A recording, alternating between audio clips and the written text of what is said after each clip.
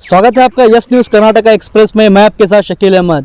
तो आइए दोस्तों, आज हम बीजापुर शहर में एक ऐसे हस्ती जिनका नाम है हकीम दावल साहब, उनसे और एक बार खास मुलाकात करते हैं। और ये जो दिन ब दिन कोरोना महामारी बढ़ रही है और इसी के चलते ब्लैक फंगस और वाइट फंगस जैसी बीमारी सामने आ रही है, इससे घरेलू उपाय कर लोग कैसे बचे, इस तरह हम हमारे हकीम साहब से इसके बारे में घरेलू उपाय कर किस तरह से लोग बचे उसकी जानकारी लेते हैं। और आयुर्वेदिक का आसानी से नुस्खा कर लोग किस तरह से अपनी जान को बचाए और अपने जो चल रहा है जो कोरोना की लहर में डर से जो लोग मर रहे हैं वो किस तरह से डर को अपने ख़त्म करें, इसी के बारे में हमारे हकीम साहब से खास मुलाकात करते हैं और उनसे जानते हैं कि वो लोगों को ज़्यादा से ज़्यादा फ़ायदा होने वाली जानकारी दें। तो आइए दोस्तों, हमारे हकीम साहब से जानते हैं।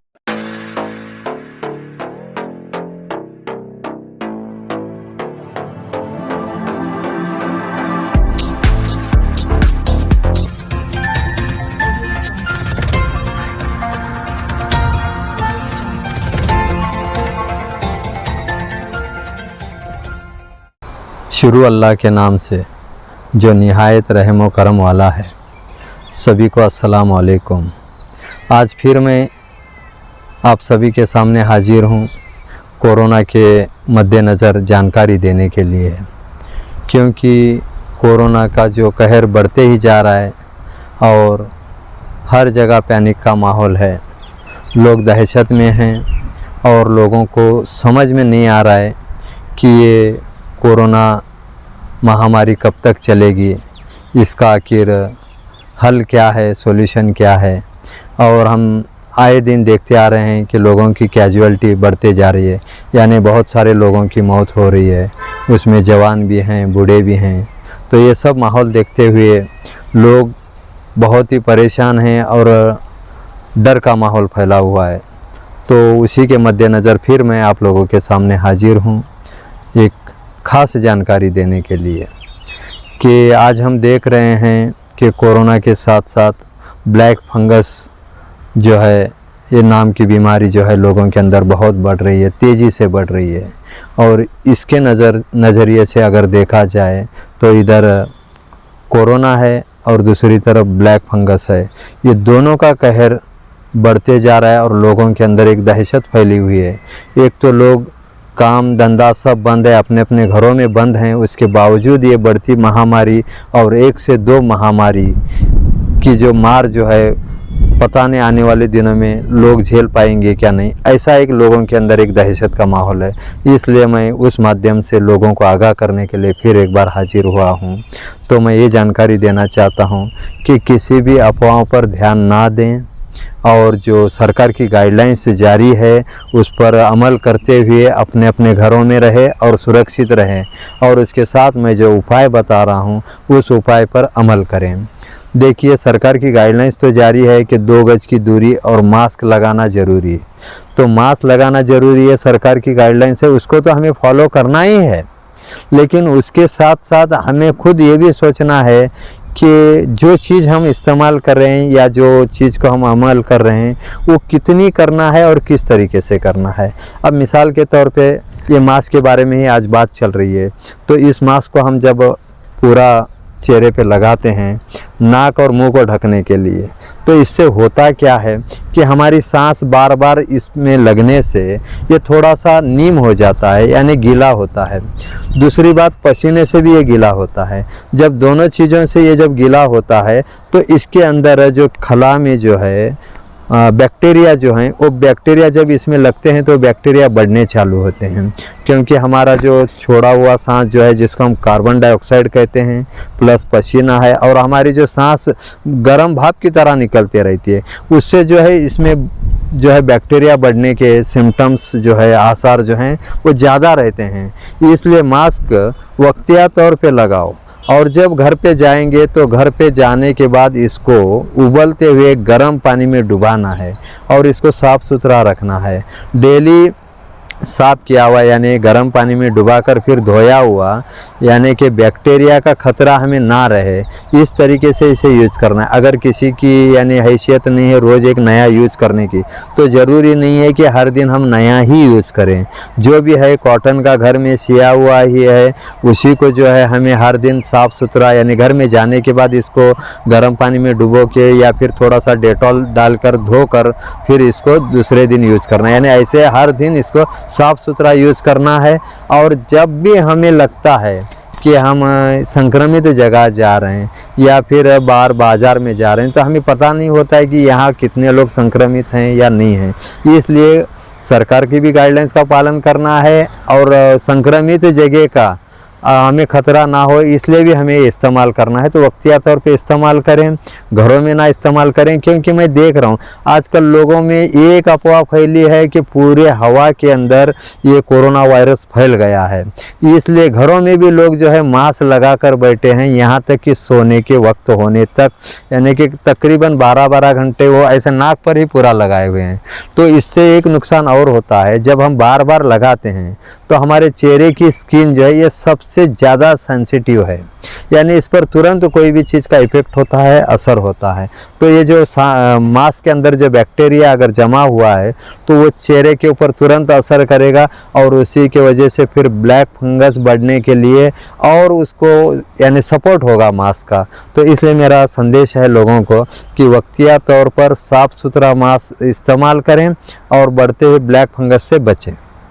और इसके चलते हकीम साहब और भी सुनने में आ रहा है कि वाइट फंगस जैसी बीमारी भी एक जो है अभी पाई जा रही है, तो उसके बारे में क्या इसका इलाज है आयुर्वेदिक में आसानी, और उससे किस तरह से लोग बचे उसके बारे में जानकारी दीजिए। देखिए, ब्लैक फंगस का अभी तक जो जानकारी दी गई है वो यही दी गई है कि आँखों का लाल होना और चेहरे पे ब्लैक या रेड जो है चट्टे आना या फिर वो चेहरे के ऊपर उसके निशानियाँ।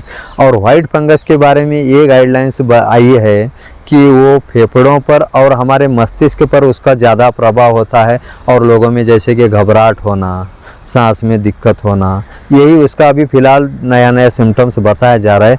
अभी उसकी ज़्यादा यानी ये नहीं है, लेकिन आई है ब्लैक के साथ वाइट फंगस आ रहा है बोल के या आया है बोल के है, लेकिन ब्लैक फंगस से ज़्यादा बढ़ रहा है।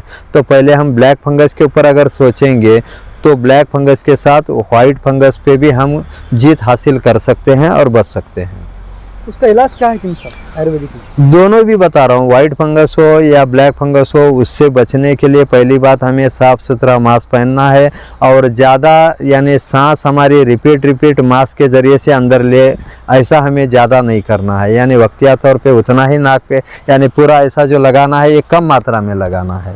यानी कि हमें साफ़ सुथरी ऑक्सीजन की ज़रूरत है, ना कि हमारी छोड़ी हुई सांस ही हम रिपीट लेंगे तो हमारी इम्यूनिटी कम होगी और साथ में जो है हम जल्दी से जल्दी ये यानी कि ब्लैक फंगस के शिकार ज़्यादा होंगे, इसलिए इससे बचना भी बहुत ज़रूरी है।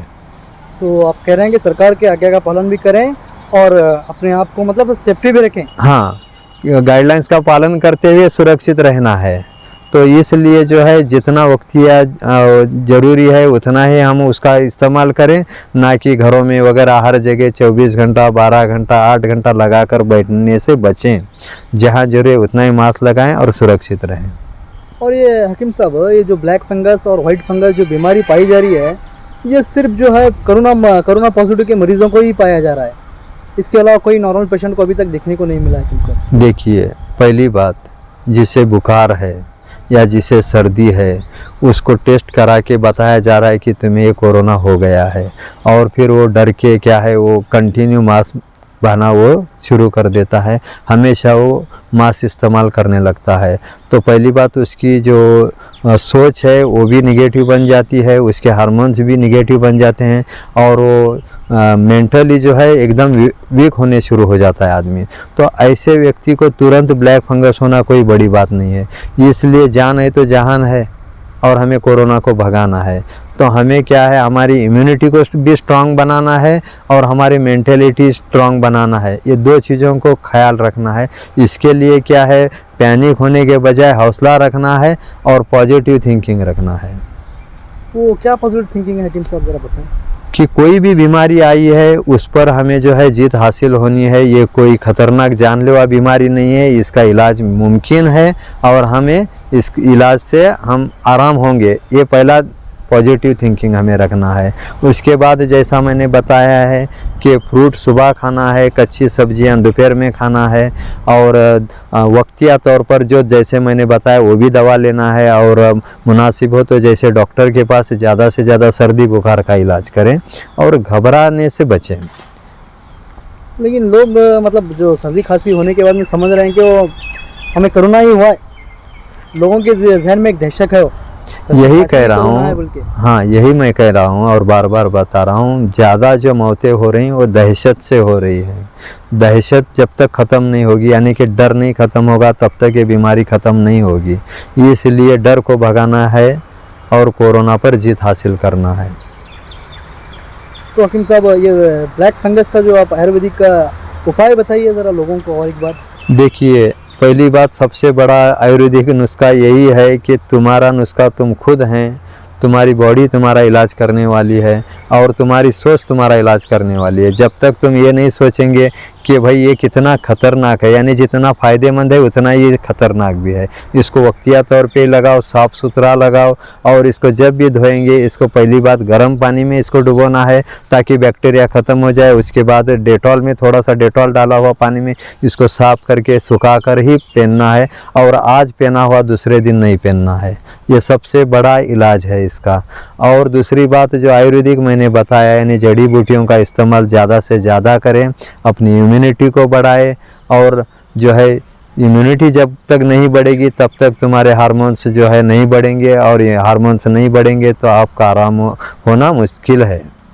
इसलिए जो है एहतियात बरतना यही है कि जो कुदरती चीज़ों में इम्यूनिटी का राज है वो इम्यूनिटी बढ़ाने वाली चीज़ों को इस्तेमाल करना है अपने खाने में, रोज़मर्रा की ज़िंदगी में।